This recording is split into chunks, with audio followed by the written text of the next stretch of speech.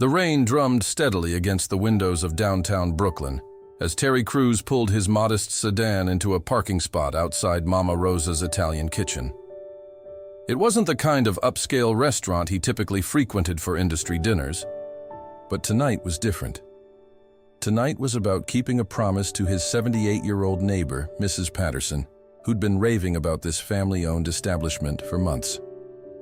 Mrs. Patterson sat in the passenger seat, adjusting her best pearl necklace with trembling hands. "Terry, you really didn't have to do this," she said for the third time since they'd left her apartment. "Taking an old lady out to dinner when you could be anywhere else in the city." "Mrs. P, we've been through this," Terry smiled, coming around to help her out of the car. "You've been feeding me your famous pound cake for 2 years every time I visit. It's about time I return the favor." The truth was, Terry cherished these moments of normalcy. Away from the cameras, the red carpets, and the constant recognition, he could simply be Terry, the guy who shoveled Mrs. Patterson's walkway after snowstorms and helped her carry groceries up 3 flights of stairs. As they approached the restaurant's entrance, Terry noticed the small, intimate atmosphere through the windows. Checkered tablecloths, dim lighting, and walls covered with family photos spanning decades. It looked exactly like the kind of place where good food mattered more than celebrity status. The heavy wooden door creaked as they entered, and Terry was immediately struck by the warmth of the space. Not just the temperature, but the genuine family atmosphere. An elderly man with flour-dusted hands emerged from what appeared to be the kitchen, his face lighting up when he saw Mrs. Patterson. "Ah, Mrs. Patterson! You finally brought your famous neighbor," the man exclaimed with a thick Brooklyn accent, wiping his hands on his apron. "I'm Sal Martinelli, the owner. Welcome to our family." The hostess, a young woman in her early 20s with carefully styled blonde hair and an expression that suggested she'd rather be anywhere else, looked up from her phone with visible annoyance. Her name tag read Madison, and her demeanor immediately shifted when she saw Terry. "Oh, great," she muttered under her breath, loud enough for Terry to hear. Another wannabe actor thinking he's special.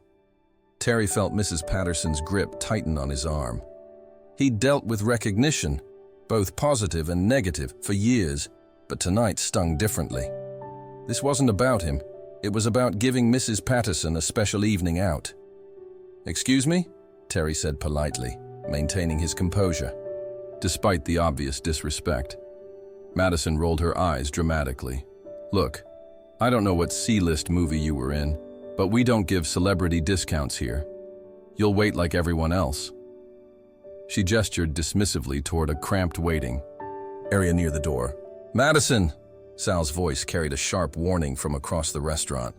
"What did I tell you about treating every customer with respect?" "It's fine," Terry said quickly, not wanting to cause a scene. "We're happy to wait." But Madison wasn't finished. As other diners began to turn and look, she continued in a voice loud enough for nearby tables to hear. "I'm so tired of people coming in here thinking they're important because they were extras in some commercial. This is a family restaurant, not some Hollywood hotspot." Mrs. Patterson's face flushed with embarrassment and anger. "Young lady, you have no idea who you're talking to or how you're representing this establishment." "Mrs. P, please," Terry said, softly, placing a gentle hand on her shoulder. It's okay, but it wasn't okay, and the growing tension in the restaurant was palpable. Other customers had stopped eating to watch the interaction unfold, some pulling out their phones to record what they sensed might become a viral moment. A server named Jake, probably in his 30s with kind eyes and a genuine smile, approached the hostess station. "Madison, why don't you take your break? I'll seat these guests." "Whatever," Madison huffed, grabbing her purse. "I don't get paid enough to deal with wannabe celebrities anyway." As Madison stormed toward the employee break room, her phone buzzed with a notification. She glanced at it casually, then stopped dead in her tracks. Her Instagram feed was showing a sponsored post, an advertisement for the upcoming season of America's Got Talent, featuring a large promotional image of the 4 judges. Her face went pale as she stared at Terry's photo on her screen, positioned prominently alongside his fellow judges. The caption read, Don't miss Terry Crews and the AGT judges as they search for America's most talented performers. Oh no, she whispered, her bratty confidence evaporating instantly. Oh no, oh no, oh no. Meanwhile, Jake had seated Terry and Mrs. Patterson at a corner table with a beautiful view of the restaurant's family photo wall. Mrs. Patterson was still visibly upset about the treatment they'd received. "Terry, I am so sorry about that girl's behavior," she said, shaking her head. "In my day, young people were taught to respect their elders and treat customers properly."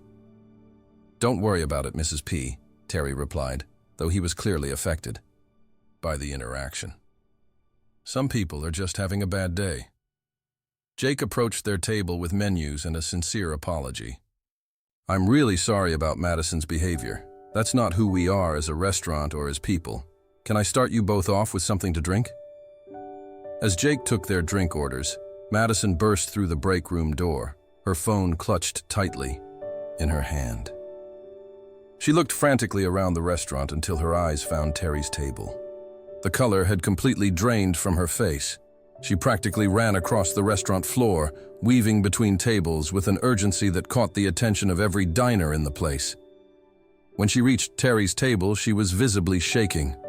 "Mr. Crews," she began, her voice barely above a whisper. I just realized, I saw your picture on Instagram and, oh my God, you're really Terry Crews." The restaurant fell silent. Even the kitchen sounds seemed to pause as everyone strained to hear what would happen next. Terry looked up at Madison calmly, his expression unreadable.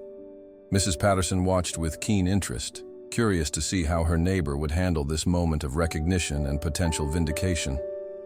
"Yes, I am," Terry said simply, his voice even and controlled. "But that doesn't change anything about what happened earlier." Madison's eyes filled with tears as the full weight of her behavior hit her. I am so sorry. I had no idea. Not that it matters who you are, but I was so rude, and you were just trying to have dinner with..." She looked at Mrs. Patterson. "With your friend." "My name is Mrs. Patterson," the elderly woman said firmly. "And you're right. It shouldn't matter who he is. Every customer deserves to be treated with basic respect and kindness." The entire restaurant was watching now, phones discreetly recording, waiting to see how this confrontation would resolve. Terry could feel the weight of the moment, not just for himself, but for Madison, whose mistake was playing out in front of dozens of witnesses and potential social media posts. "Madison," Terry said, his voice taking on the gentle but firm tone he used when teaching his own children important lessons. "I accept your apology, but I want you to understand something. The way you treated us tonight, that hurt. Not because of who I am professionally, but because we're human beings who came here to enjoy a meal together." Madison nodded, tears now flowing freely. "I know. I was having such a terrible day, and I took it out on you, and that's not okay. There's no excuse for how I acted," Terry continued. "But here's what I want you to remember. Every person who walks through that door has a story.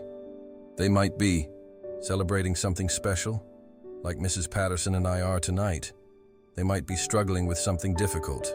Your job, all of our jobs really, is to make their experience a little brighter, not worse." Sal had approached the table, having heard the commotion. "Mr. Crews, I cannot apologize enough for..."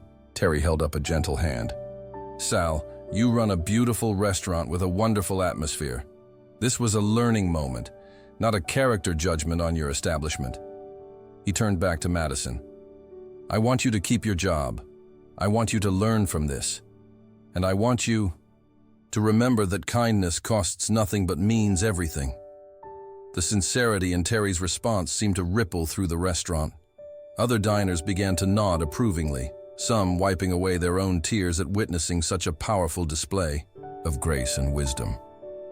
Madison composed herself, standing straighter. "Mr. Crews, Mrs. Patterson, would you please allow me to personally serve your table tonight?" I want to show you the kind of person I really am, not the person you met at the door." Mrs. Patterson looked at Terry, who nodded with a small smile. "We'd be honored," she said. As Madison walked away to get their appetizers, Mrs. Patterson reached across the table and squeezed Terry's hand. "That," she said with pride in her voice, "is why I'm so grateful to call you my friend. You just taught that young woman a lesson she'll never forget, and you did it with kindness." The rest of the evening unfolded beautifully. Madison transformed into an attentive, gracious server, learning about Mrs. Patterson's late husband's military service and Terry's neighborhood community work. Other diners approached their table throughout the night, not for autographs, but to thank Terry for handling the situation with such class. As they prepared to leave, Sal insisted their meal was on the house. "Not because you're famous," he clarified, "but because you showed my employee, and all of us, what real character looks like." Walking back to the car through the gentle Brooklyn rain, Mrs. Patterson reflected on the evening. "You know, Terry, that girl learned something tonight that they don't teach in school. She learned that how we treat people in difficult moments shows who we really are." Terry smiled, helping her into the car. "And we all learned that everyone deserves a second chance to show their best self." If this story inspired you to think about how we treat others in everyday moments, please like this video and share it with someone who could use a reminder about the power of grace and kindness. Don't forget to subscribe for more stories about real human connections and the moments that change us. Have you ever witnessed someone handle a difficult situation with unexpected grace? Share your story in the comments below.